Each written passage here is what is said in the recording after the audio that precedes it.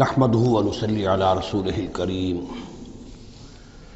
اما بعد فاعوذ بالله من الشيطان الرجيم بسم الله الرحمن الرحيم ولقد اخذنا آل فرعون بالسنين ونقص من الثمرات لعلهم يذكرون صدق اللہ العظیم۔ آگے بڑھنے سے پہلے دو باتوں کی وضاحت ہو جائے۔ ایک تو تصحیح کرنی ہے مجھے اس بات کی کہ حضرت موسیٰ علیہ السلام جب نبوت سے سرفراز ہو کر مصر واپس آئے ہیں تو اس وقت جو بادشاہ تھا فرعون، وہ اصل میں اس بادشاہ کا بیٹا تھا جس بادشاہ کے زمانے میں کہ یہ بچے کی حیثیت سے دریائے نیل سے باہر نکالے گئے تھے اور جس کی گود میں گویا کہ پلے تھے۔ وہ فرعون بھی ابھی زندہ تھا، بوڑھا ہو چکا تھا، لیکن اس کے حضرت موسیٰ علیہ السلام کے محل میں آنے تک تو کوئی اولاد نہیں ہوئی تھی۔ بعد میں اسے بھی اللہ نے ایک بیٹا دیا اور اب وہ بیٹا جوان تھا، اور وہ بیٹا جو ہے حضرت موسیٰ علیہ السلام کے ساتھ محل میں پلا بڑھا تھا، بالکل ایسے جیسے بھائی ہوتے ہیں۔ تو اس کے دل میں بھی محبت بہت تھی، گویا کہ حضرت موسیٰ کی حیثیت بڑے بھائی کی تھی، اور اس فرعون کی جس کو اب اس باپ نے تخت سے دستبردار ہو کر اپنا زندہ ہونے کے باوجود سارے امور سلطنت جو ہے تفویض کر دیے تھے اپنے اس بیٹے کو، اس کے دل میں بھی محبت تھی اور اس نے بھی قتل کرنے سے گریز کیا۔ دوسری بات جو آخری آیت تھی 15ویں رکوع کی، یہ ہمارے لیے خاص طور پر لمحہ فکریہ ہے، مسلمانان پاکستان کے لیے، کہ ہم نے بھی تحریک پاکستان جو چلائی تو ہندوؤں کے غلبے کے خوف سے کہ اگر ہندوستان ایک وحدت کی حیثیت سے آزاد ہوا اور جو جدید دنیا کا جمہوری اصول ہے ون مین ون ووٹ، تو ہندو جو ہے اتنے غالب ہو جائیں گے کہ ہمیں دبا لیں گے، ہمیں ایکسپلائٹ کریں گے، ہماری تہذیب، تمدن، دین، مذہب، عقیدہ، زبان، ہر چیز کو برباد کریں گے۔ تو اللہ تعالیٰ نے ہمیں اس تحریک پاکستان میں جو بھی ہم نے کوشش کی اس میں کامیابی دی، اور بالکل یہی الفاظ وَيَسْتَخْلِفَكُمْ فِي الْأَرْضِ، اور تمہیں زمین میں طاقت عطا کرے، قوت عطا کرے، حکومت عطا کرے،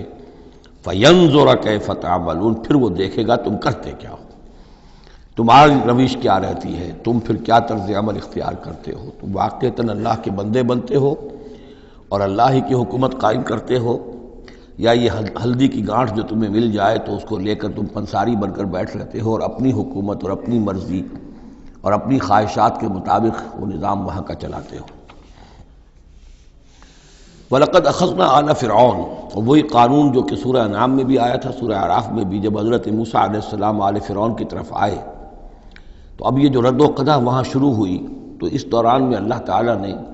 قوم فرعون کے اوپر بہت سے چھوٹے چھوٹے عذاب بھیجنے شروع کیے تاکہ وہ ہوش میں آئیں، جاگیں۔ وَلَقَدْ أَخَذْنَا آلَ فِرْعَوْنَ، اور ہم نے پکڑا فرعون والوں کو بِالسِّنِينَ، بار بار قحط آ رہے ہیں، وَنَقْصٍ مِّنَ الثَّمَرَاتِ، اور فصلوں کی تباہی سے، لعلہم یذکرون، شاید کہ وہ نصیحت پکڑے۔ فَإِذَا جَاءَتْهُمُ الْحَسَنَةُ، جب بھی کبھی درمیان میں حالات بہتر ہو جاتے تھے، اچھی صورتحال ہوتی تھی، قالوا لنا هذه، وہ کہتے تھے یہ تو ہمارے لیے ہے ہی، ہماری محنت کا، ہماری پلاننگ کا، ہماری مساعی کا، ہماری جدوجہد کا ثمرہ ہے۔ وَإِن تُصِبْهُمْ سَيِّئَةٌ، اور جب انہیں کوئی تکلیف آتی تھی، یطیروا بموسیٰ ومن معہ، تو اسے سمجھتے تھے کہ یہ موسیٰ اور اس کے ساتھیوں کی نحوست کی وجہ سے ہے۔ الا انما طائرہم عند اللہ، آگاہ ہو جاؤ کہ ان کی نحوست، ان کی شوبی قسمت جو ہے وہ اللہ کے ہاتھ میں ہے۔ ولکن اکثرہم لا یعلمون، لیکن ان کی اکثریت علم نہیں رکھتی، سمجھتے نہیں۔ وقالوا مہما تأتنا بہ من آیۃ لتسحرنا بہا، اور وہ کہتے تھے بہت ہی چیلنجنگ انداز میں کہ اے موسیٰ،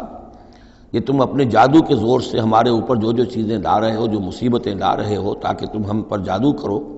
فما نحن لک بمؤمنین، تو اس کے باوجود ہم ثابت قدم ہیں، صابر ہیں، ہم اپنے عقائد پر، اپنے نظام پر جمے ہوئے ہیں، ہم آپ کی بات ماننے والے نہیں ہیں۔ فارسلنا علیہم الطوفان، پھر ہم نے ان پر زیادہ بڑی مصیبتیں بھیجیں، طوفان و جرادہ، اور ٹڈی دل جس سے کہ فصلیں چٹ ہو گئیں، القمل، اور چچڑیاں،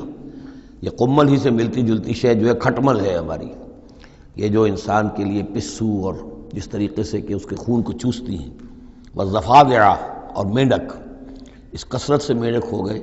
کہ جو برتن اٹھاؤ اس کے اندر سے میںڈک برآمد ہو رہا ہے، اور ظاہر بات ہے کہ پھر اس سے گھن آتی ہے، ہانڈی میں سے میںڈک پھدک کر نکل رہا ہے۔ والدم اور خون کی بارش، آیات مفصلات، یہ ہم نے نشانیاں بھیجی وقفے وقفے سے، ساری ایک دم نہیں، ایک مرتبہ ایک نشانی ہے پھر دوسری نشانی ہے۔ فاستکبروا وکانوا قوما مجرمین، اس کے باوجود وہ استکبار پر اڑے رہے، اور وہ بڑی ہی اڑیل قوم تھے، مجرم قوم تھے۔ ولما وقع علیہم الرجس، اور جب ان پر وہ مصیبت آ جاتی تھی، یعنی یہ کہ ہوتے ہوتے اب ان کی جو اکڑ فونی ہے اس میں کم سے کم یہ کمزوری واقع ہو گئی، یہ نرمی واقع ہو گئی جو آگے آ رہی ہے۔ ولما وقع علیہم الرجس، جب ان پر وہ عذاب آتا تھا، قالوا یا موسیٰ، تو وہ حضرت موسیٰ سے کہتے تھے، ادع لنا ربک بما عہد عندک، اپنے رب کو پکارو، دعا کرو جو تمہارا اس سے قول و قرار ہے، تمہارا عہد ہے اس کے ساتھ، تاکہ وہ ہمیں اس مصیبت سے نجات دے۔ لئن کشفت عنا الرجس، اگر اس نے ہم سے اس عذاب کو ہٹا دیا، کھول دیا، لنؤمنن لک، ہم تمہاری بات مان لیں گے۔ یہ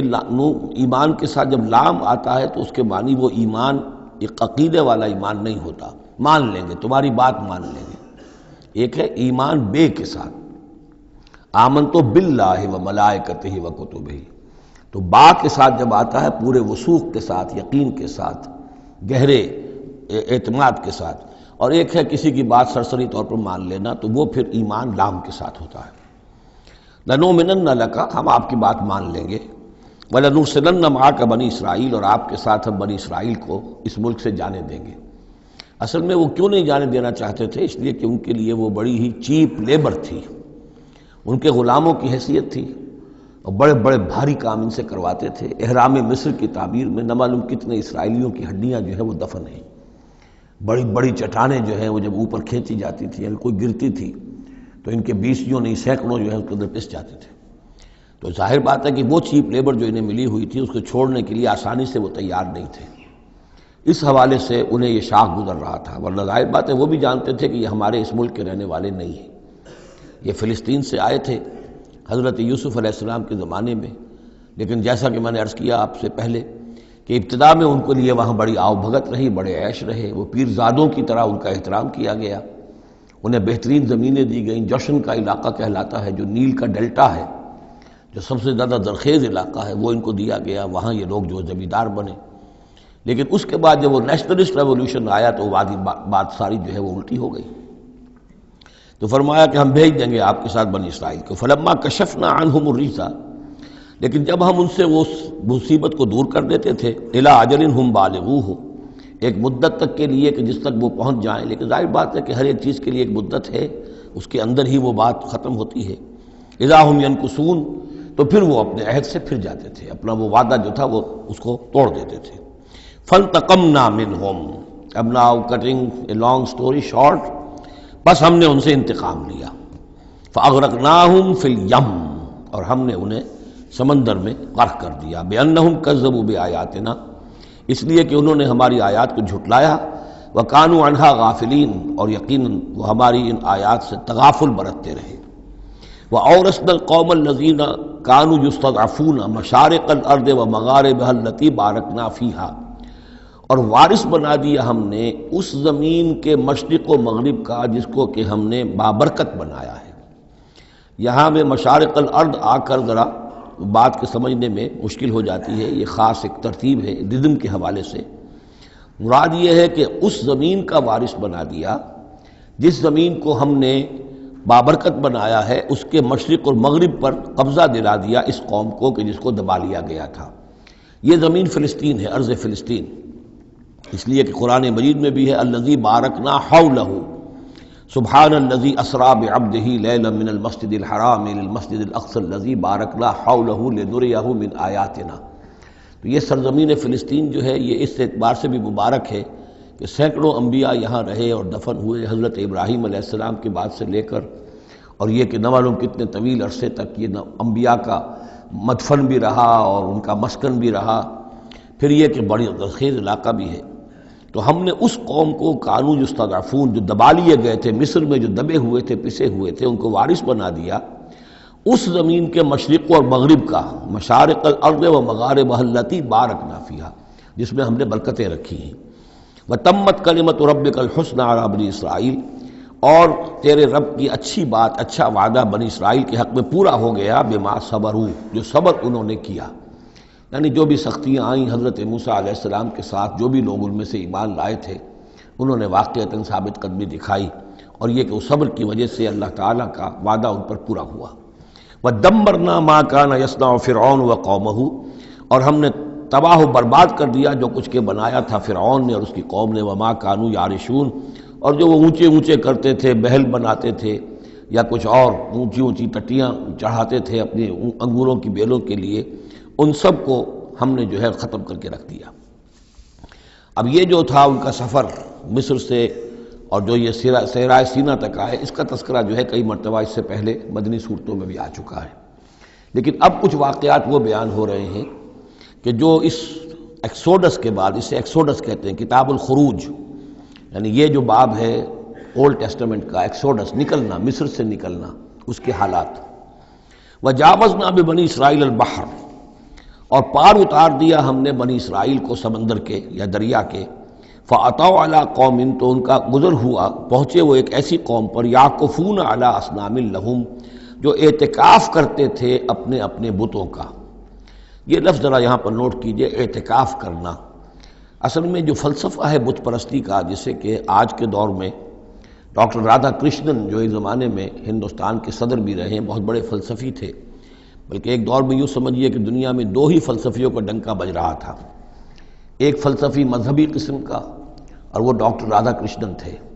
اور ایک فلسفی ملحد قسم کا وہ برٹرنڈ رسل تھا، اور یہ دونوں تقریباً ایک ہی عمر کے ہم عمر، اور دونوں ہی 90 سے اوپر ہو کر فوت ہوئے ہیں۔ تو ڈاکٹر رادھا کرشنن نے ہندوستان کے فلسفے کو گویا کہ زندہ کر دیا اپنی تصنیفات کے ذریعے سے۔ اس نے بت پرستی کا جو فلسفہ بیان کیا وہ یہ کہ ہم یہ نہیں سمجھتے کہ ان بتوں میں کچھ ہے، یہ تو اصل میں بت تو ہم کسی ڈیٹی، کوئی بھی دیوی یا دیوتا کے نام پر مناتے ہیں، اس کے دھیان کرنے کے لیے، کنسنٹریشن نہیں ہو سکتی، خوگرے پیکرے محسوس ہے انسان کی نظر۔ انسان جو ہے مراقبہ کرتا ہے، اگر آپ جو مراقبہ کرنا چاہتے ہیں، اللہ کے ساتھ دھیان لگانا چاہتے ہیں، کیسے لگائیں؟ لیکن اگر کسی تصویر کو سامنے رکھ لیں تو پھر توجہ کو مرکوز کرنا آسان ہو جائے گا۔ یہ ہے ان کا فلسفہ بت پرستی کا۔ تو اعتکاف اسی کو کہتے ہیں، جو ابھی آپ جن کو بھی اللہ توفیق دے گا اصل صحیح ہو کہ سال میں یہ 10 دن آدمی نکال لے کہ اپنی توجہات کو ہر چیز سے، دنیاوی معاملات سے، ان سے ہٹا کر اور اللہ تعالیٰ کی ذات پر وہ مرکوز کرے، ذکر پر، توجہ پر اور دعا پر، مناجات پر، یہ اعتکاف ہے۔ تو انہوں نے بت اپنے بنائے ہوئے تھے اور ان بتوں کا اعتکاف کرتے تھے۔ قالوا یا موسیٰ اجعل لنا الہا کما لہم آلہہ، انہوں نے کہا کہ اے موسیٰ ہمارے لیے بھی کوئی الہ بنا دو، معبود بنا دو، کوئی ایسی نشانی ہو جس کو کہ ہم ذریعہ بنائیں، اس کے اوپر اعتکاف کریں، گیان دھیان کا مرکز اس کو بنا لیں۔ قال انکم قوم تجہلون، حضرت موسیٰ نے فرمایا کہ تم جہل کا ارتکاب کر رہے ہو، کیا بات کہہ رہے ہو؟ ان ہؤلاء متبر ما هم فیہ، یہ لوگ جس چیز میں ہیں یہ تو ہلاک ہونے والے ہیں، برباد ہونے والے ہیں۔ وباطل ما كانوا يعملون، اور جو کچھ یہ کر رہے ہیں وہ سب باطل ہے، اس کی کوئی حقیقت نہیں ہے۔ قال غیر اللہ ابغیکم الہا، حضرت موسیٰ نے فرمایا کہ کیا میں اللہ کے سوا تمہارے لیے کوئی الہ تلاش کروں؟ وہو فضلکم علی العالمین، اور اس نے تو تمہیں فضیلت دی ہے تمام جہان والوں پر۔ وَإِذْ أَنْجَيْنَاكُمْ مِنْ آلِ فِرْعَوْنَ، اور ذرا یاد کرو جب کہ ہم نے تمہیں نجات دی آل فرعون سے۔ یسومونکم سوء العذاب، یہ الفاظ جو کہ تم سورہ بقرہ میں بھی آئے ہیں اور اس کے بعد بھی آئے ہیں۔ یسومونکم سوء العذاب، وہ تمہیں مبتلا کیے ہوئے تھے بدترین عذاب میں۔ یقتلون ابناءکم ویستحیون نساءکم، وہ قتل کر ڈالتے تھے تمہارے بیٹوں کو اور زندہ رکھتے تھے تمہاری بیٹیوں کو۔ وفی ذالکم بلاء من ربکم عظیم، اور یقیناً اس میں تمہاری رب کی طرف سے بہت بڑی آزمائش تھی۔ وَوَعَدْنَا مُوسَىٰ 30 لَيْلَةً، اور ہم نے بلایا موسیٰ کو 30 راتوں کے لیے، عام طور پر دن رات، لیکن یہ کہ عربی میں جو محاورہ ہے وہ رات ہی کا ذکر کرتے ہیں۔ 30 راتوں کے لیے وَأَتْمَمْنَاهَا بِعَشْرٍ، روایات سے معلوم ہوتا ہے کہ اولین جو تھی طلبی وہ 30 رات کے لیے ہوئی تھی، لیکن اس میں جو چلہ تھا جو حضرت موسیٰ علیہ السلام کو کاٹنا تھا، اس میں روزہ بھی تھا مسلسل 30 دن کا، تو اس میں یہ ہے کہ کسی وقت ان سے ضبط نہیں ہو سکا اور مسواک کر لی تھی، وہ جو روزے کی وجہ سے منہ کے اندر ایک طرح کی بو پیدا ہو جاتی ہے، اس کو برداشت نہ کر سکے، تو اس کی پاداش میں، اب یہ روایات ہیں، میں نہیں کہہ سکتا کہ کس حد تک ان میں صحت ہے، فَأَتْمَمْنَاهَا بِعَشْرٍ، تو مکمل کر دیا ہم نے اس مدت کو 10 دن سے اور، فَتَمَّ مِيقَاتُ رَبِّهِ 40 لَيْلَةً، تو وقت مدت پوری ہو گئی اس کے رب کی، یعنی 40 راتیں۔ یہیں سے ہمارے ہاں تصوف میں اہل صوفیہ نے 40 کا یہ چلہ کشی، 40 دن 40 رات کا چلہ کاٹنا، یہ جو ہے نکالا ہے۔ وقال موسیٰ لأخیہ ہارون، اور کہا موسیٰ نے اپنے بھائی ہارون سے علیہ السلام، اخلفنی فی قومی، آپ میری نیابت کیجئے میری قوم میں جا رہا ہوں، مجھے اللہ تعالیٰ نے طلب فرمایا کوہ طور پر، واصلح، اور دیکھیے اصلاح کرتے رہیے، ولا تتبع سبیل المفسدین، اور فساد مچانے والوں کے راستے کی پیروی نہ کیجیے گا۔ ولما جاء موسیٰ لمیقاتنا، اور جب موسیٰ پہنچے ہمارے وقت مقرر پر، وکلمہ ربہ، اور ان سے کلام کیا ان کے رب نے، قال رب ارنی انظر الیک، انہوں نے درخواست کی پروردگار مجھے اپنا دیدار عطا فرما، مجھے دکھا کہ میں تجھے دیکھوں۔ قال لن ترانی، اللہ نے فرمایا تم مجھے ہرگز نہیں دیکھ سکتے، ولکن انظر الی الجبل، لیکن ذرا اس پہاڑ کو دیکھو، فإن استقر مکانہ، اگر وہ اپنی جگہ پر کھڑا رہ جائے، برداشت کر جائے ہماری تجلی کو، فسوف ترانی، تو تم بھی سوچنا کہ شاید ہمیں دیکھ سکو۔ فلما تجلی ربہ للجبل، جب اللہ نے اپنی تجلی ڈالی پہاڑ پر، اب یہ جلی کہتے ہیں روشن چیز کو، جلی شے روشن، تجلی یہ باب تفاعل ہے، کسی شے کا خود روشن ہو جانا، تو اللہ تعالیٰ کی یہ ذات کی تجلی ہے کہ جو پہاڑ پر ڈالی گئی، جعلہ دکن، جس سے کہ وہ پہاڑ جو ہے وہ بالکل ریزہ ریزہ ہو گیا، وخر موسیٰ صاعقا، اور حضرت موسیٰ علیہ السلام بھی تجلی باری تعالیٰ کے اس بالواسطہ مشاہدے کے نتیجے میں بھی وہ بے ہوش ہو کر گر پڑے۔ فلما افاقا، جب انہیں افاقہ ہوا، ہوش میں آئے، قال سبحانک، اب انہوں نے کہا اے اللہ تو پاک ہے، تبت الیک، میں تیری جناب میں توبہ کرتا ہوں کہ میں نے جسارت کی تھی، میں نے جو ہے اپنی حیثیت سے بڑھ کر تجھ سے سوال کر لیا تھا، وانا اول المومنین، اور میں پہلا ہی ہوں ایمان لانے والا، بغیر دیکھے تجھے ماننے والا ہوں۔ قال یا موسیٰ انی اصطفیتک علی الناس برسالاتی، اللہ نے فرمایا موسیٰ میں نے تمہیں چن لیا ہے لوگوں پر، تمام انسانوں میں سے تمہیں چنا ہے، پسند کیا ہے اپنے پیغام کے لیے، رسالات کے لیے، وبکلامی، اور اپنے کلام کے لیے، یہ ایک خاص مقام ہے، امتیازی مقام ہے حضرت موسیٰ کا، کلم اللہ موسیٰ تکلیما، فخذ ما آتیتک وکن من الشاکرین، تو لے لو جو میں تمہیں دے رہا ہوں اور بن جانا شکر کرنے والوں میں، یعنی یہ الواح جو ہے جو ہم دے رہے ہیں اس میں احکام لکھے ہوئے ہیں، یہ تم لے لو اور ان کا حق ادا کرو۔ وَكَتَبْنَا لَهُ فِي الْأَلْوَاحِ، اور ہم نے لکھ دیا اس کے لیے تختیوں پر، وہ پتھر کی تختیاں، مِن كُلِّ شَيْءٍ مَوْعِظَةً، ہر طرح کی نصیحت، وَتَفْصِيلًا لِكُلِّ شَيْءٍ، اور ہر طرح کے احکام کی تفصیل، یعنی جو بنیادی احکام ہیں، موٹے موٹے احکام ہیں، یوں سمجھیے کہ وہ در حقیقت ایک طرح سے ڈینجر سگنلز ہیں۔ اگر آپ کسی پہاڑی راستے پر جا رہے ہو تو جگہ جگہ آپ کو نشانات ملتے ہیں کہ ذرا یہاں بچ کے گزرنا، تو شریعت خداوندی جو ہے وہ بھی در حقیقت انسانی تمدن کا جو پیچیدہ سفر ہے اس میں ڈینجر کوشنز ہیں، ڈینجر سگنلز ہیں، یہاں اس سے ذرا دور رہنا، اس سے ذرا ہٹ کر رہنا، اس کے اندر اندر آدمی جو ہے وہ اپنی محنت کرے، کوشش کرے، جدوجہد کرے، مباحات کے دائرے کے اندر جو بھی اس کا ہے چوائس اس کو اختیار کر لے، لیکن جو محرمات ہیں وہ حدود ہیں، تلک حدود اللہ فلا تقربوها، تو شریعت کی جو آسمانی شریعت ہے اصل بنیاد یہی ہے کہ زندگی کے ہر گوشے سے متعلق چند موٹے موٹے احکام دے دیے، اس کے اندر جو ہے وہ کھلا چھوڑ دیا انسان کو کہ اب اس کے اندر اپنی سمجھ سے، اپنے اجتہاد سے، اپنی کوشش سے، اپنی عقل کو بروئے کار لا کر کام کرو۔ وَكَتَبْنَا لَهُ فِي الْأَلْوَاحِ مِن كُلِّ شَيْءٍ مَوْعِظَةً وَتَفْصِيلًا لِكُلِّ شَيْءٍ فَخُذْهَا بِقُوَّةٍ، تو اے موسیٰ اس کو تھام لو مضبوطی کے ساتھ، وَأَمُرْ قَوْمَكَ، اور اپنی قوم کو بھی حکم دو، یَأْخُذُوا بِأَحْسَنِهَا، کہ وہ اسے پکڑیں، اس کو تھامیں اس کی بہترین صورت کے اندر۔ اس کے مراد کیا ہے کہ ہر معاملے کے اندر درجے ہوتے ہیں۔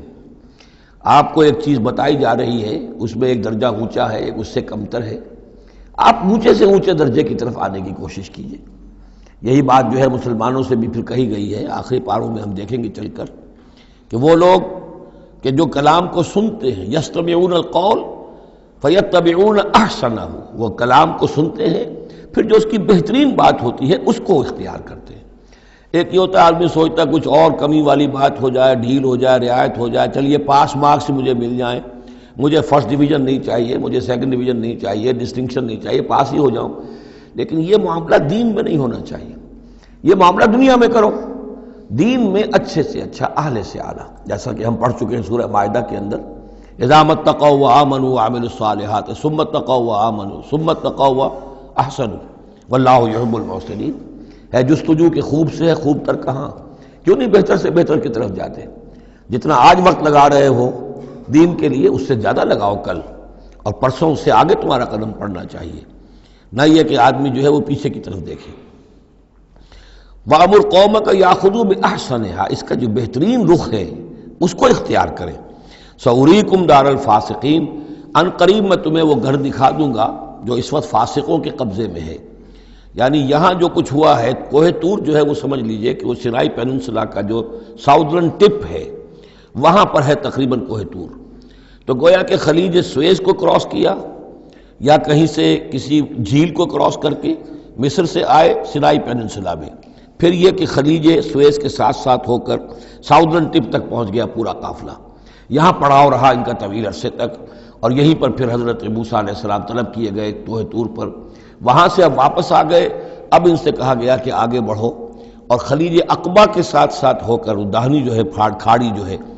ریڈ سی کی، اس سے آگے بڑھو اور فلسطین میں جا کے اب تمہیں جنگ کرنی ہے۔ تمہارا وہ ملک جو ہے جو تم چھوڑ کر آئے تھے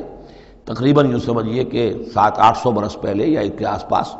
اب اس کے اوپر قبضہ ہے مشرکوں کا، کافروں کا، جاہلوں کا۔ اب اس اپنی سرزمین کو ان سے آزاد کرانے کے لیے اب تمہیں جہاد کرنا ہے، وہ جس کا ذکر ہم سورہ مائدہ میں پڑھا ہے، تو اس کا یہاں پر تذکرہ ہو رہا ہے۔ سأُرِيكُمْ دَارَ الْفَاسِقِينَ، یعنی وہ فلسطین تک اب میں تمہیں لے جاؤں گا اور تمہیں دکھا دوں گا وہ جگہ جو تمہارا اصل مسکن ہے، اور اس کے لیے یہ ہے کہ تمہیں اب ان فاسقوں کو وہاں سے نکالنا ہوگا۔ سأصرف عن آیات الذین یتکبرون فی الارض بغیر الحق،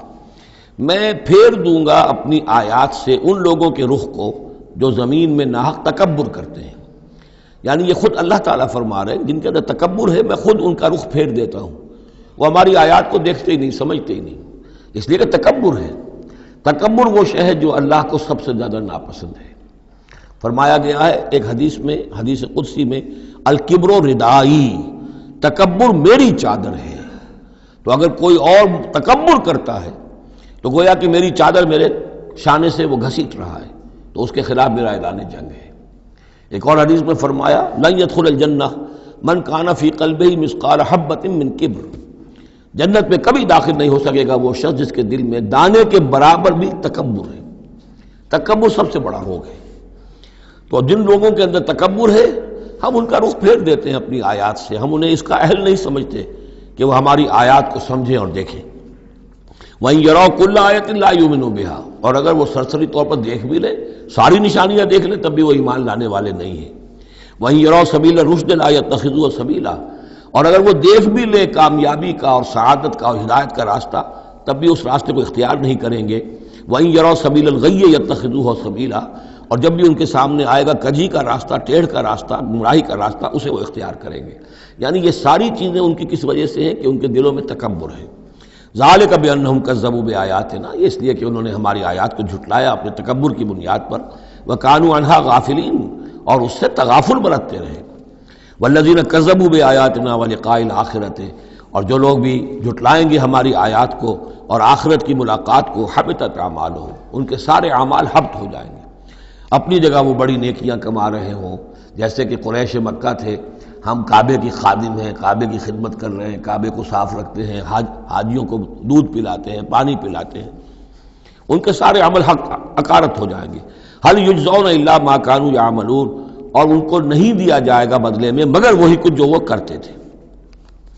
واتخذ قوم موسیٰ من بعدہ من حلیہم عجلا جسدا لہ خوار، اور بنا لیا موسیٰ کی قوم نے ان کے بعد، حضرت موسیٰ علیہ السلام جب چلے گئے کوہ طور پر تو پیچھے یہ ایک فتنہ اٹھا ہے سامری، یہ سامری جو ہے اس نے فتنہ اٹھایا، اور جو کچھ ان لوگوں کے پاس، اسرائیلیوں کے پاس جو ان قبطیوں کے زیورات بہت سے رکھے ہوئے تھے امانتاً، وہ بھی جانتے تھے کہ یہ قوم، یہ چونکہ ابراہیم کی نسل میں سے ہیں تو یہ امانت دار ہیں، جب یہ وہاں سے چلے تو وہ سارے جو ہیں وہ زیورات بھی وہ لے کر آ گئے تھے اپنے دشمنوں کے، ان زیورات کو لے کر اس نے گلایا، آگ میں تبایا، گلایا، اور اس سے ایک بچھڑے کی شکل بنائی، اور کچھ ایسی کاریگری رکھی کہ اس میں سے ہوا جب گزرتی تھی ایسے سوراخ رکھ دیے کہ اس میں سے ایسی آواز آتی تھی جیسے کہ بچھڑا جو ہے وہ بول رہا ہے، اور اس نے کہا یہ ہے تمہارا خدا۔ یہ موسیٰ تو بھول گیا،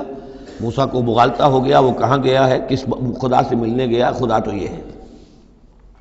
اور اس میں بھی ایک اور بات دوسری جگہ پر آ جائے گی، یہاں تو نہیں ہے، کہ حضرت موسیٰ علیہ السلام اصل میں اپنے اشتیاق اور محبت اور شوق اور جذبے کی وجہ سے قبل از وقت چلے گئے تھے، جو وقت معین تھا کوہ طور پر آنے کا اس سے پہلے۔ تو اللہ نے جواب طلبی کی تھی، ما عجلک عن قومک یا موسیٰ، اے موسیٰ اپنی قوم کو چھوڑ کر پہلے کیسے آ گئے ہو؟ اور انہوں نے جواب دیا، اجلت الیک رب لترضیٰ، پروردگار میں جلدی آیا تاکہ تو راضی ہو جائے،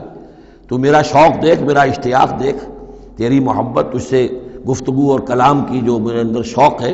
اس کی وجہ سے آیا ہوں۔ تو گویا کہ وہ تو شاباش کی توقع رکھتے تھے، یہاں ڈانٹ پڑ گئی، ما عجلک عن قومک یا موسیٰ قال عجلت الیک رب لترضیٰ، لیکن اللہ نے فرمایا فإنا فتنا قومک من بعدک، تمہاری اس عجلت کی وجہ سے ہم تمہاری قوم کو تمہارے بعد فتنے میں ڈال چکے ہیں۔ تو جلدی خیر کے لیے بھی نہیں کرنی چاہیے، خیر کے کام کو بھی عین وقت پر سہج پکے سو میٹھا ہو۔ تو اضلھم السامری نے انہیں گمراہ کر دیا ہے، وہ تذکرہ ہو رہا ہے۔ من حلیہم، زیوروں سے، عجلاً جسداً، ایک بدن سا بنایا بچھڑے کا سا، لہو خوار، جس میں گائے کی سی آواز آتی تھی۔ الم یروا انہ لا یکلمہم، کیا انہوں نے یہ نہیں غور کیا کہ وہ نہ ان سے بات کر سکتا ہے، وہ گدھے کی سی یا گھوڑے کی سی یا بچھڑے کی سی آواز سے تو کوئی بات نہیں بنتی، ولا یہدیہم سبیلا، نہ انہیں وہ کوئی راستہ بتا سکتا ہے۔ اتخذوہ وکانوا ظالمین، انہوں نے اسی کی عبادت شروع کر دی، اسے معبود بنا لیا، اور وہ تھے بہت ظالم۔ ولما سقط فی ایدیہم ورأوا انہم قد ضلوا، اور جب ان کے ہاتھوں کے طوطے اڑ گئے، پچھتاوا ہوا، یعنی ان میں سے بھی گویا کہ 3 حصوں میں قوم تقسیم ہو گئی۔ ایک قوم، بڑا حصہ قوم کا وہ رہا جو اس گناہ میں شریک نہیں ہوا، ایک حصہ وہ تھا کہ جو کچھ دیر کے لیے شریک رہا لیکن فوراً ہوش میں آ گیا بعد میں، تیسرا حصہ وہ تھا جو حضرت موسیٰ علیہ السلام کی واپسی تک اس پر اڑا رہا، جازم رہا۔ تو یہاں اس درمیانی طبقے کا ذکر ہو رہا ہے، وَلَمَّا سُقِطَ فِي أَيْدِيهِمْ وَرَأَوْا أَنَّهُمْ ضَلُّوا، جب ان کے ہاتھوں کے طوطے اڑ گئے، ان کے پچھتاوا طاری ہوا،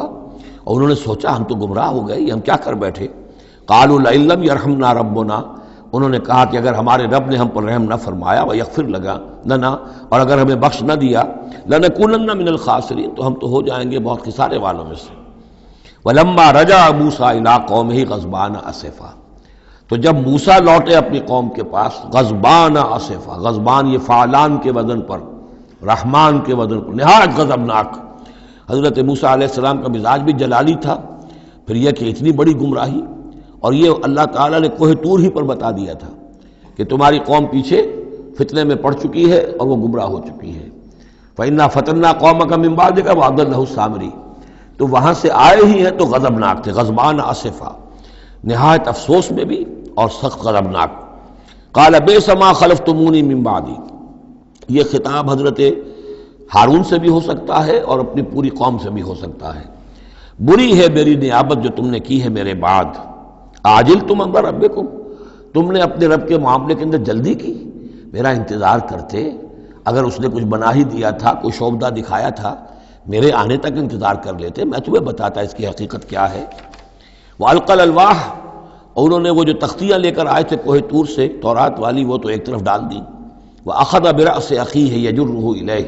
اور غضبناک ہو کر اپنے بھائی حضرت ہارون علیہ السلام کے سر کے بال پکڑ لیے اور اپنی طرف کھینچا غصے میں، یہ تم نے کیا کیا، میرے پیچھے یہ میں تمہیں خلیفہ بنا کر گیا تھا۔ قال ابن امہ، انہوں نے کہا اے میرے ماں جائے، اے میرے ماں کے بیٹے، ان القوم استضعفونی، قوم نے مجھے دبا لیا تھا، مجھے بے بس کر دیا تھا، وقادوا یقتلوننی، اور وہ تو میرے قتل پر آمادہ ہو گئے تھے، میں نے انہیں روکا، میں نے منع کیا، لیکن وہ اس درجے اس معاملے کے اندر آگے بڑھ گئے تھے، قادوا یقتلوننی، وہ تو مجھے قتل کرنے پر آمادہ تھے۔ فلا تشمت بی الاعداء، تو دیکھیں اب مجھ پر آپ دشمنوں کو ہنسنے کا موقع نہ دیں۔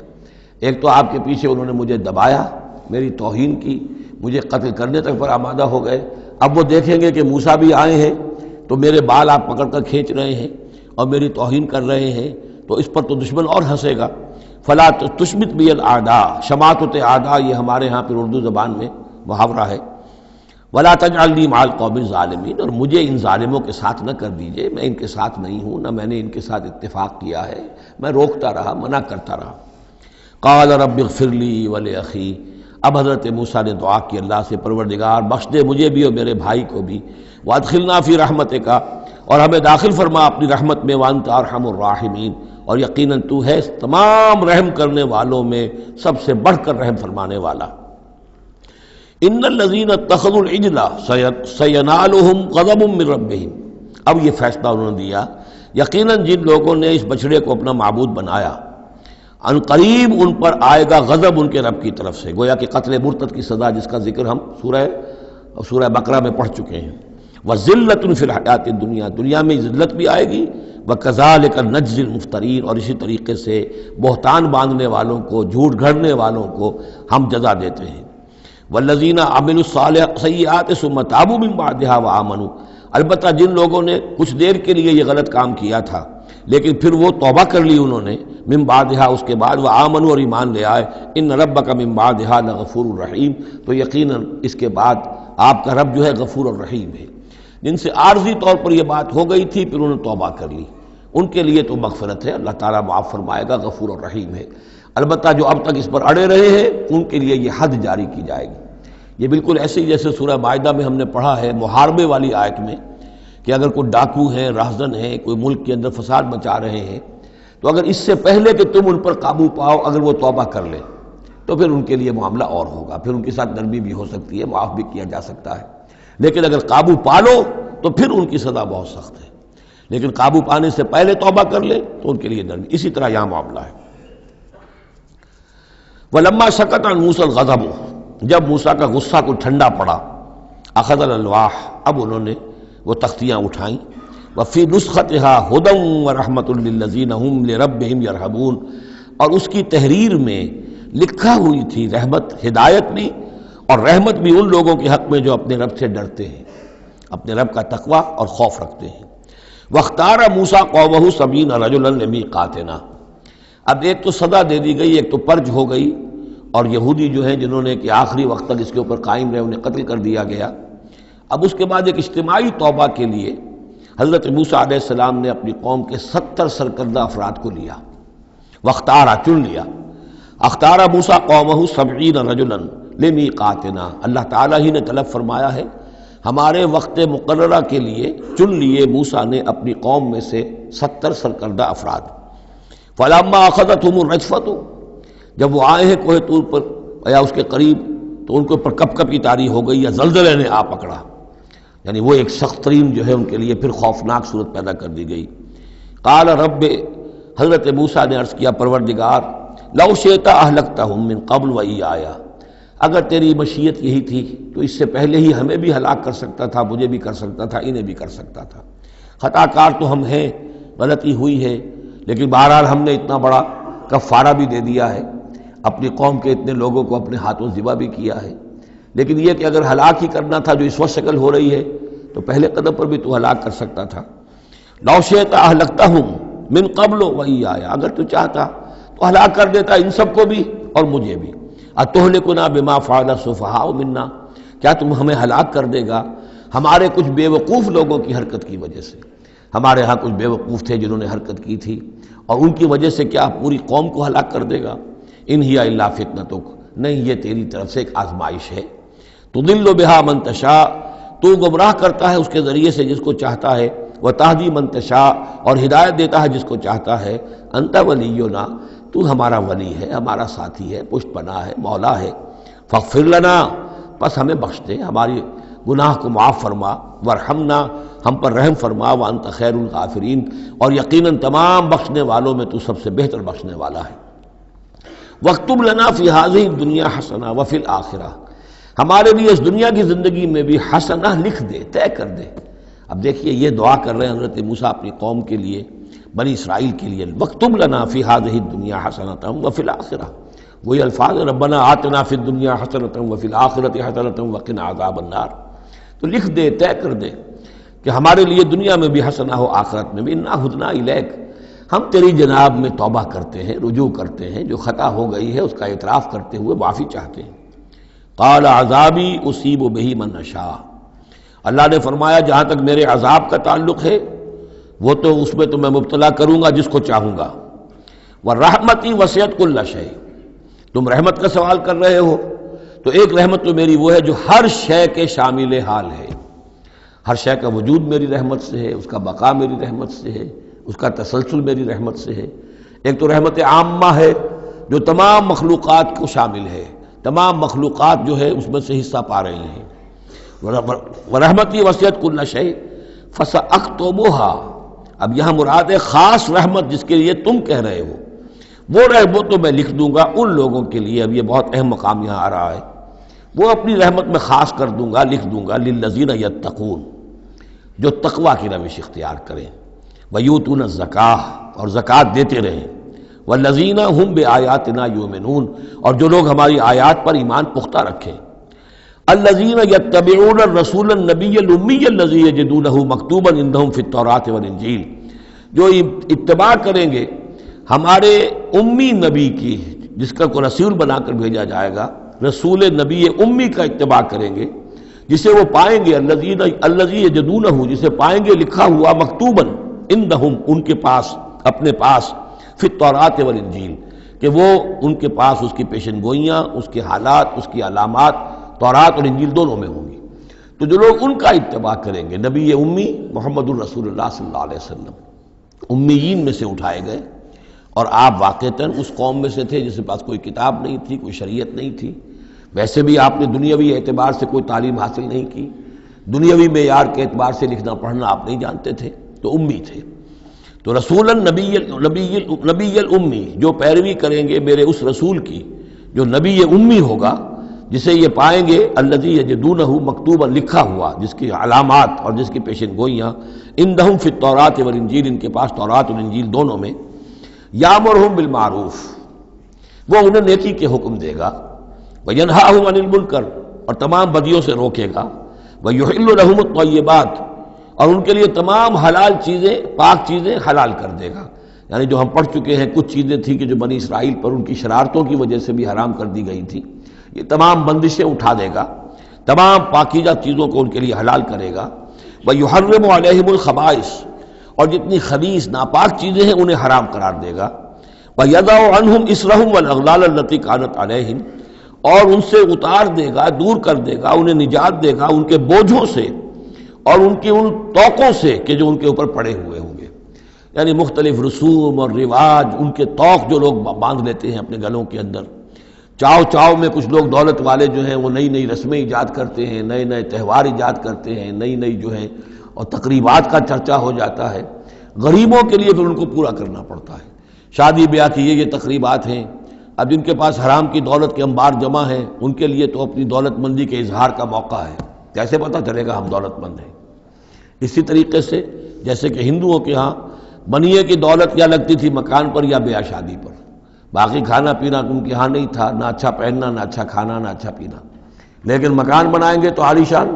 اور دوسرے یہ کہ شادی کریں گے تو پھر ٹھاٹ کے ساتھ۔ یہی ہمارے ہاں بھی معاملے چلے آ رہے ہیں، وہ ہندوانہ پس منظر ہے اور اس میں رسومات ہیں۔ اب یہ امیروں کے لیے تو چونچلے ہیں، غریبوں کے لیے یہ اسر اور اغلال ہیں۔ اسر وہ بوجھ کو جن کو لے کے چل نہ سکے، نتیجہ کیا نکلتا ہے؟ بچیاں بیٹھی ہوئی ہیں، ہاتھ پیلے نہیں ہو سکتے، شادی نہیں ہو سکتی، نہ نومن تیل ہو، نہ رادہ ناچے، نہ سارے تقاضے پورے ہوں، نہ شادی ہو سکے۔ تو یہ جو اسر اور اغلال لوگوں نے، پھر یہ کہ جو سوشل ایولیوشن کہہ لیجئے یا جو بھی اس کے اندر تنزل ہوا ہے، جس کے نتیجے میں لوگوں کے اوپر طرح طرح کی قیدیں آ گئی ہیں، کہیں جو ہے وہ جاگیرداری نظام آ گیا ہے، اس کی قید ہے، کہیں بادشاہت ہے، امپیریلزم ہے، اس کی قید ہے، کہیں سرمایہ دارانہ نظام ہے، اس کا تشدد ہے۔ تو محمد جب آئیں گے یہ اللہ تعالیٰ فرما رہے ہیں، تو ان تمام قیدوں سے نجات دلائیں گے، ان تمام بوجھوں سے نوع انسانی کو نجات دیں گے، عدل اور قسط کا نظام قائم کریں گے، تو وہ چاہے رسومات کی شکل میں ہو اور چاہے یہ کہ ایک نظام ظالمانہ ایکسپلائٹیٹو اگر نظام ہے، ریپریسو نظام ہے، تو اس کو ہٹا کر فالذین آمنوا بہ۔ اب یہ جو الفاظ آ رہے ہیں اس آیت مبارکہ کے، یہ بہت اہم ہے، اس پر میرا ایک پورا کتابچہ موجود ہے کہ جس کا عنوان ہے نبی اکرم صلی اللہ علیہ وسلم سے ہمارے تعلق کی بنیادیں۔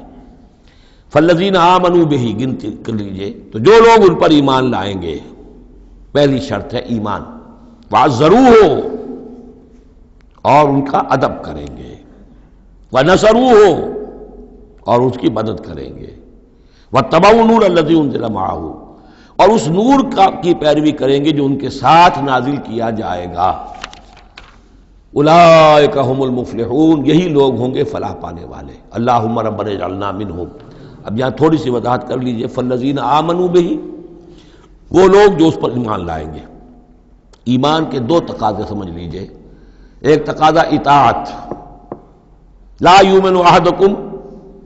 حتی یکون ہواہ طبعا لما جئت بہ، تم میں سے کسی شخص کا مجھ پر ایمان نہیں ہے جب تک کہ اس کی خواہش نفس تابع نہ ہو جائے اس کے جو میں لے کر آیا ہوں، جو احکام میں لے کر آیا ہوں۔ تم اگر جب ایمان رکھتے ہو کہ میں اللہ کی طرف سے لے کر آیا ہوں تو تمہیں ان کو ماننا ہے۔ لا یؤمن احدکم حتی یکون ہواہ طبعا لما جئت بہ۔ دوسرا تقاضا، لا یؤمن احدکم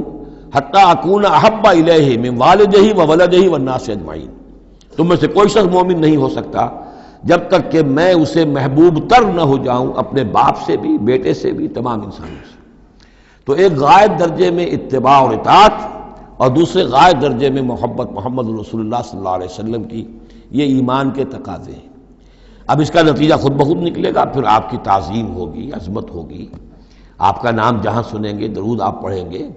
یہ ساری چیزیں جو ہیں، اور یہ کہ جہاں آپ کا کوئی قول آپ کو سنایا جائے فوراً زبان بند ہو جانی چاہیے۔ پھر یہ نہیں کہ اپنی عقل جو ہے آدمی لڑا رہا ہے، ہاں اس کی تحقیق ہو سکتی ہے کہ واقعتاً یہ حضور نے فرمایا یا نہیں فرمایا، یہ حدیث ضعیف ہے، مضبوط ہے، کیسی ہے، لیکن اس وقت خاموش ہونا ضروری ہے۔ جب کسی نے کہا یہ حدیث ہے، ہو سکتا ہے کہ حدیث صحیح ہو اور حضور کی طرف اس کی نسبت جو ہے وہ صحیح ہو، مضبوط ہو، لہذا فوری طور پر اپنی زبان بند کر دینا یہ ادب کا تقاضا ہے۔ تو وعزروہ ونصروہ، اور مدد کرے۔ مدد کس کام میں؟ حضور نے ذاتی تو اپنی کوئی امپائر بلڈ نہیں کی، نہ آپ نے اپنے لیے کوئی جاگیر بنائی، نہ کوئی جائیداد بنائی، کس کام کے لیے نصرت چاہیے تھی اللہ کے دین کے لیے، اس کے غلبے کی جد و جہد، اس کے لیے بھیجے گئے محمد صلی اللہ علیہ وسلم، هو الذی ارسل رسولہ بالہدی ودین الحق لیظہرہ علی الدین کلہ، اور اس کے لیے پکار ہے من انصاری اللہ، یہ میرا فرض منصبی ہے، اللہ کا دین مجھے غالب کرنا ہے، یہ میری ذمہ داری ہے، کون ہے جو میرا ہاتھ بٹھائے، میرا مددگار بنے۔ تو یہ میدان اب بھی کھلا ہوا ہے، دین پہلے غالب ہوا تھا پھر مغلوب ہو گیا،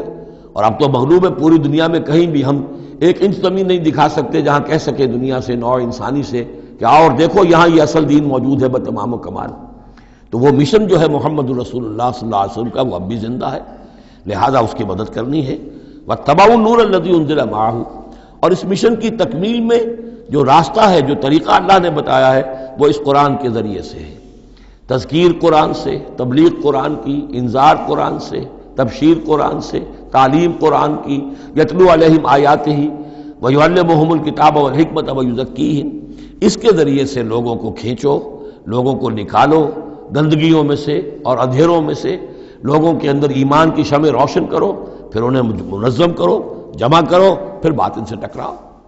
فالذین آمنوا بہ وعزروہ ونصروہ واتبعوا النور الذی انزل معہ، تو جو لوگ ان پر ایمان لائیں گے اور ان کی تعظیم کریں گے اور ان کی مدد کریں گے اور اس نور کی پیروی کریں گے جو ان کے ساتھ نازل کیا جائے گا، یعنی قرآن مجید حضور کے ساتھ یہ نازل کیا گیا، بھیجا گیا۔ اولئک ھم المفلحون، یہی لوگ ہوں گے فلاح پانے والے۔ اللہم ربنا اجعلنا منہم۔ قل یا ایھا الناس، اب ظاہر بات ہے کہ وہ لمبی بات کو اب یہاں پہ ختم کرتے ہوئے کہ اب حضور صلی اللہ علیہ وسلم تشریف لے آئے، اب یہی بات اس کے حوالے سے اب آپ سے کہا جا رہا ہے کہ اے نبی،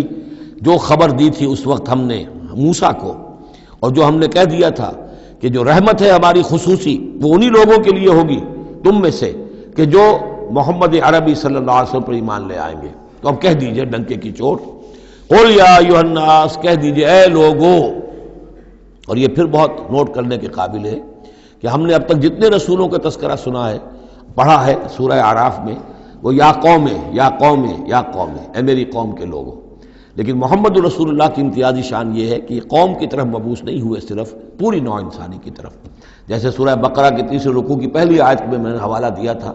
یا ایھا الناس اعبدوا ربکم الذی خلقکم والذین من قبلکم لعلکم تتقون۔ تو یہ آفاقی رسالت ہے، عالمی رسالت ہے، انسانی سطح پر ہے۔ قل یا ایھا الناس انی رسول اللہ الیکم جمیعا، میں اللہ کا رسول ہوں تمہاری طرف، سب کی طرف۔ الذی لہ ملک السماوات والارض، یہ بات 5 مرتبہ قرآن میں کہی گئی ہے مختلف الفاظ میں کہ حضور کی بعثت پوری نوع انسانی کے لیے ہے، جس میں سب سے نمایاں آیت وہ ہے وما ارسلناک الا کافۃ للناس بشیرا ونذیرا، ہم نے نہیں بھیجا ہے محمد آپ کو مگر پوری نوع انسانی کے لیے بشیر اور نذیر بنا کر۔ باقی یہ کہ اور مختلف اسالیب میں 4 مرتبہ اور یہ بات آئی ہے کہ آپ کی بعثت جو ہے کسی خاص قوم، کسی خاص ملک، کسی خاص رنگ اور نسل کے لوگوں، کسی خاص قبیلے کی طرف نہیں ہے، بلکہ پوری نوع انسانی کی طرف ہے۔ قل یا ایھا الناس انی رسول اللہ الیکم جمیعا الذی لہ ملک السماوات والارض، میں اس اللہ کا رسول ہوں جس کے لیے آسمان اور زمین کی بادشاہی ہے، لا الہ الا ہوا، اس کے سوا کوئی معبود نہیں، یحیی و یمیت، وہی زندہ رکھتا ہے اور وہی موت وارد کرتا ہے۔ فآمنوا باللہ، تو ایمان لاؤ اللہ پر، ورسولہ النبی الامی الذی، اور اس کے اس رسول پر جو نبی امی ہے، اور جو یؤمن باللہ وکلماتہ، جو ایمان رکھتا ہے اللہ پر اور اس کے کلام پر، اس کے کلمات پر، اس کی باتوں پر، واتبعوہ، اور اس کی پیروی کرو، لعلکم تہتدون، تاکہ تم ہدایت پاؤ۔ یہ گویا کہ اعلان عام ہوا محمد رسول اللہ صلی اللہ علیہ وسلم کا کہ وہ جو بات اللہ تعالیٰ نے حضرت موسیٰ سے کہی تھی، یہ اس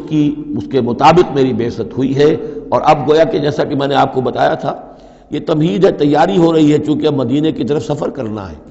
یہ صورت پہلے نازل ہو گئی ہے تاکہ وہ ذہن تیار ہو جائے اس کے لیے کہ اب یہود کے 3 بڑے بڑے قبیلے وہاں پر آباد ہیں، ان سے براہ راست اب سابقہ پیش آئے گا۔ ابھی تک براہ راست خطاب یہود سے نہیں ہوا، یا بنی اسرائیل سے کوئی خطاب نہیں، گفتگو ہو رہی ہے محمد رسول اللہ سے یا اہل مکہ سے یا حضور کی وساطت سے مسلمانوں سے۔ لیکن یہ کہ وہ باتیں ساری وہ آ رہی ہیں کہ جن کا اب محل جو ہے واضح ہو جائے گا ہجرت کے بعد۔ وَمِن قوم موسیٰ أُمَّةٌ يَهْدُونَ بِالْحَقِّ وَبِهِ يَعْدِلُونَ، اور موسیٰ کی قوم میں یقیناً کچھ لوگ ایسے تھے، امتن ایسے لوگ تھے کہ جو حق کی ہدایت دیتے تھے۔ یعنی یہ تو نہیں ہو سکتا اتنے جلیل القدر پیغمبر کے کوئی بھی ساتھی نہ ہو، حواری نہ ہو، یا بڑی اکثریت ان کی جو ہے ناہنجاروں پر رہی مشتمل، لیکن بہرحال ان کے ساتھ ایک جماعت ان کے حواریین کی، ان کے ساتھیوں کی۔ وَمِن قوم موسیٰ أُمَّةٌ يَهْدُونَ بِالْحَقِّ وَبِهِ يَعْدِلُونَ، ایسی قوم ان کے اندر رہی ہے، قوم موسیٰ میں سے ایسی لوگ، ایسی جماعت جو حق ہی کی ہدایت بھی دیتے تھے اور حق ہی کے ساتھ فیصلے بھی کرتے تھے، عدل بھی کرتے تھے۔ وَقَطَّعْنَاهُمْ اثْنَتَيْ عَشْرَةَ أَسْبَاطًا أُمَمًا، اور ہم نے انہیں علیحدہ علیحدہ کر دیا 12 بڑی بڑی قبیلوں کی جماعت میں، اسباط امما، بار جماعتیں بن گئیں علیحدہ علیحدہ، ان کی امتیں بن گئیں، علیحدہ قبیلے بن گئے، کیونکہ یہ 12 بیٹے تھے حضرت یعقوب علیہ السلام کے، اور ان میں سے ہر ایک سے ایک قبیلہ چلا ہے۔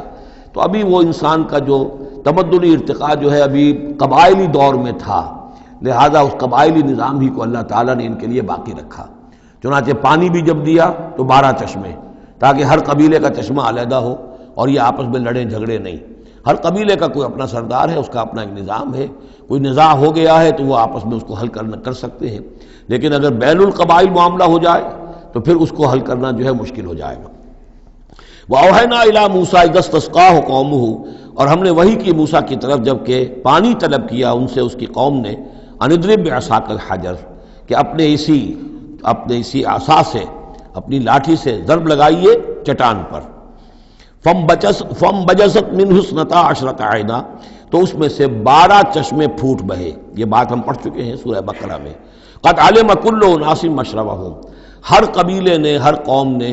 پہچان لیا، معین کر لیا اپنے مشرب کو۔ مشرب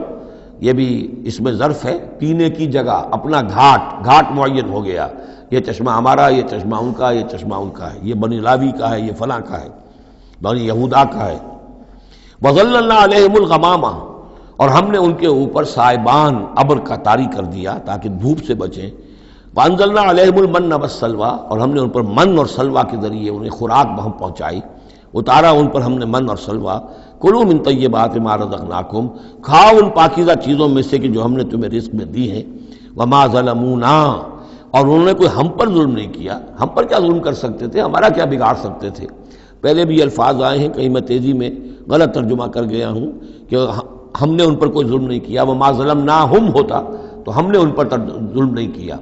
وما ظلمونا، انہوں نے ہمارا کیا بگاڑا، ہمارا کیا بگاڑ لیں گے. ایک حدیث قدسی میں آتا ہے کہ اے میرے بندو، اگر تم سب کے سب اولین اور آخرین اور انس اور جن سب بدترین جیسے ہو سکتا ہے تم میں سے کوئی شخص ویسے بن جاؤ، تب بھی میرے خزانے میں کوئی کمی نہیں آئے گی. اور تم سب کے سب اولکم وآخرکم وانسکم وجنکم سب کے سب مل جاؤ اور بہترین میرے مطیع بن جاؤ، میرے بندگی کرنے والے بن جاؤ، میرے خزانے میں کوئی اضافہ نہیں ہوگا، میں تو غنی ہوں. تو وما ظلمونا، انہوں نے ہم پر ہمارا کچھ نہیں بگاڑا. ولکن کانوا انفسہم یظلمون، لیکن وہ خود اپنی ہی جانوں پر ظلم کرتے رہے. وَإِذْ قِيلَ لَهُمُ اسْكُنُوا هَٰذِهِ الْقَرْيَةَ، اور یاد کرو جب کہ ان سے کہا گیا تھا کہ آباد ہو جاؤ اس بستی میں. یہ جیریکو، اریحا، پہلا شہر فلسطین کا کہ جو یوشع ابن نون جوشع ان کی سرکردگی میں جب بنی اسرائیل نے قتال کیا ہے پھر، تو یہ پہلا شہر فتح ہوا. جب ان سے کہا گیا کہ اب اس میں تم رہ سکتے ہو، بس جاؤ. وَكُلُوا مِنْهَا حَيْثُ شِئْتُمْ، اور اس میں سے جو بھی چاہو، جہاں سے بھی چاہو تم کھاؤ. وَقُولُوا حِطَّةٌ، اور دیکھو استغفار کرتے رہو، کہتے رہو اے اللہ ہمارے گناہ جھاڑ دے، ہماری کوتاہیاں، ہماری جو بھی کوئی کمیاں رہ گئی ہیں ان کو پورا کر دے. وَادْخُلُوا الْبَابَ سُجَّدًا، اور جب داخل ہو شہر کے دروازے میں تو سر جھکا کر داخل ہو، تمہاری گردنیں اکڑی ہوئی نہ ہو. نغفر لکم خطیئاتکم، ہم تمہاری جو بھی خطائیں ہیں وہ بخش دیں گے، جو بھی غلطیاں ہوئی ہیں فروغ گزاشتیں ہوئی ہیں ان سب سے درگزر فرمائیں گے. سنزید المحسنین، اور نہ صرف یہ کہ وہ خطائیں معاف کر دیں گے، جو ان میں سے محسن ہوں گے تم میں سے انہیں تو اب اور دیں گے، ان کے درجات بلند کریں گے، ان کو اور اونچے سے اونچے مراتب عطا کریں گے. فبدل الذین ظلموا منہم قولا غیر الذی قیل لہم، تو بدل دیا ان میں سے جو ظالم تھے، گناہ گار تھے، ایک ایسی بات کو کہ جو ان سے کہی گئی تھی اس کی بجائے. یعنی وہ کہا گیا تھا حطتن حطتن حنطتن حنطتن، ہمیں گیہوں چاہیے گیہوں چاہیے. فارسلنا علیہم رجزا من السماء، تو ان پر ہم نے آسمان سے ایک عذاب بھیج دیا. جن لوگوں نے وہ غلط حرکت کی تھی ان پر پلیگ آئی اور وہ سب کے سب ہلاک ہو گئے. بما کانوا یظلمون، بسبب ان کے اس ظلم کے جو انہوں نے اپنے آپ پر کیا تھا. واسألہم عن القریۃ التی کانت حاضرۃ البحر، اور ذرا ان سے سوال کیجئے اس بستی کے بارے میں کہ جو ساحل سمندر پر تھی، حاضرۃ البحر، سمندر کے کنارے پر تھی. یہ اب اصحاب سبت کا واقعہ آ رہا ہے. اس یادونا، اور عام طور پر خیال یہ کہ جو ایلات کی بندرگاہ ہے یہاں پر یہ واقعہ ہوا تھا. اب بھی وہ ایلات کی بندرگاہ ہے. 1967 میں جو جنگ ہوئی تھی عرب اور اسرائیل جنگ، اس میں اصل میں اسی ایلات کی بندرگاہ کا گھیراؤ کر لیا تھا صدر ناصر صاحب نے، بلاکیڈ آف دی ایلات پورٹ، اور اس کے نتیجے میں پھر بڑا زبردست جو ہے حملہ کیا اچانک جو ہے اسرائیل نے. اور یہ کہ صحرائے سینا بھی مصر سے ہتھیا لیا تھا، گولان ہائٹس جو ہیں وہ سیریا سے اس نے فتح کر لیے، اور پورا مغربی کنارہ جو اردن کا جو ہے اتنا بڑا علاقہ، زرخیز ترین علاقہ جو ہے فلسطین کا، وہ اردن سے اس نے ہتھیا لیا تھا، جس میں سے صرف سینائی پیننسولا بھی واپس کیا گیا ہے.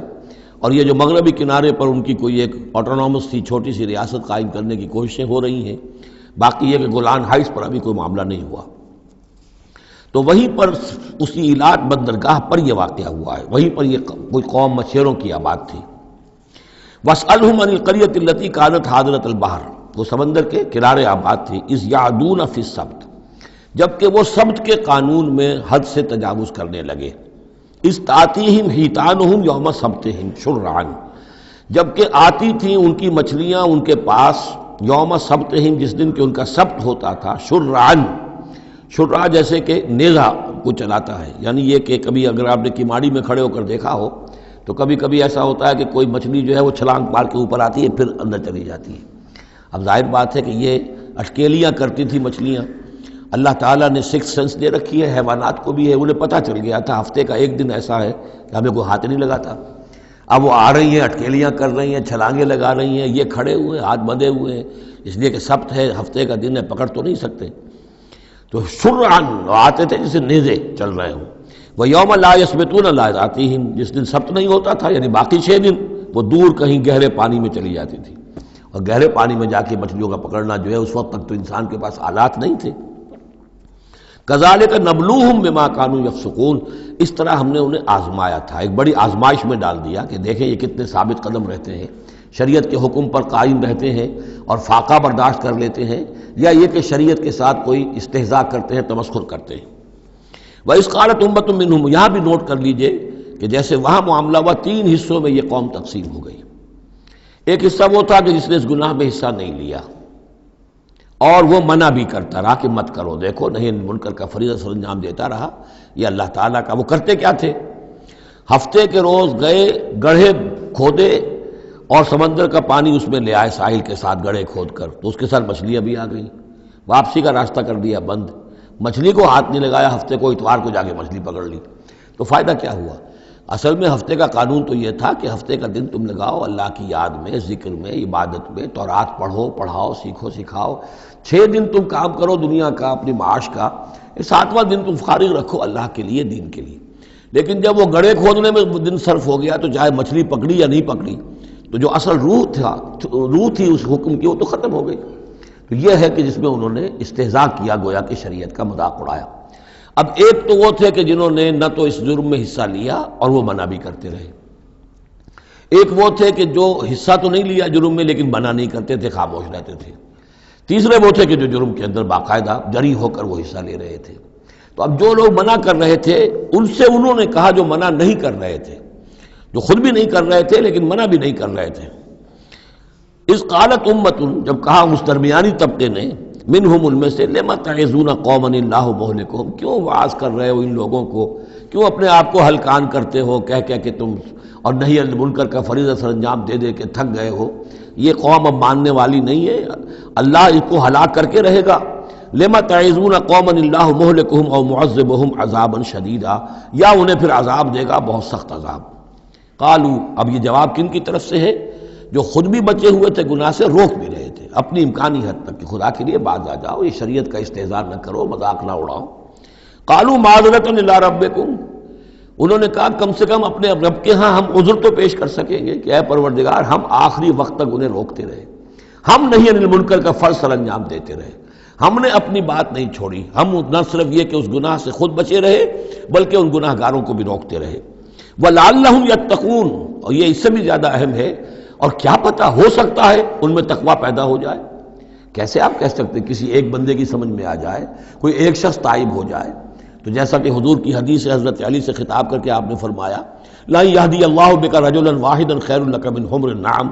اگر اللہ تمہارے ذریعے سے علی ایک شخص کو بھی ہدایت دے دے تو یہ تمہارے لیے سرخ اونٹوں سے بڑھ کر دولت ہے. تو اگر ایک بھی بچ جائے، لعلہم یتقون. فلما نسوا ما ذکروا بہ، تو پھر جب انہوں نے نظر انداز کر دیا اس نصیحت کو جو انہیں کی جا رہی تھی، یعنی لگے رہے اپنے اس جرم کے اندر، انجینا الذین ینہون عن السوء، ہم نے بچا لیا ان کو جو کہ بدی سے روکتے تھے. عذاب سے بچے ہیں صرف وہ جو بدی سے روکتے تھے.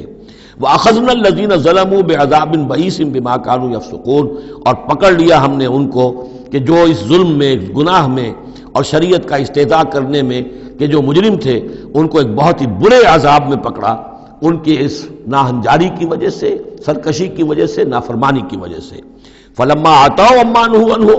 جب وہ بڑھ گئے، چڑھ گئے، بہت ہی آگے بڑھ گئے ان چیزوں میں جن سے ان کو روکا گیا تھا، قلنا لہم کونوا قردۃ خاسئین، تو ہم نے کہہ دیا کہ اب ہو جاؤ بندر، ذلیل بندروں کی شکل میں ان کی صورتیں جو ہیں وہ تبدیل کر دی گئی. یہ ہے وہ مکمل واقعات جس کا حوالہ اس سے پہلے کئی بار آ چکا ہے. سب سے پہلے سورہ بقرہ میں بھی آیا تھا، اس کی تفصیل یہاں آ گئی ہے. بارک اللہ لی و لکم فی القرآن العظیم و نفعنی و ایاکم بالآیات والذکر الحکیم.